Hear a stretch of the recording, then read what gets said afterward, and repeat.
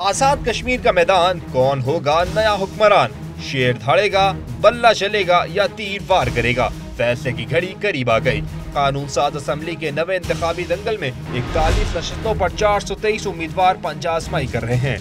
29 नशिस्तों पर आजाद कश्मीर और 12 नशिस्तों पर पाकिस्तान में मैदान सज गया। इंतखाबात के लिए कुल 5427 पोलिंग स्टेशन जबकि 8046 पोलिंग बूथ कायम किए गए हैं। 27 लाख से ज्यादा वोटर्स हक राय दही इस्तेमाल करेंगे। सुबह 8 बजते ही पोलिंग शुरू होगी, जो शाम 5 बजे तक बगैर किसी वक्फे के जारी रहेगी।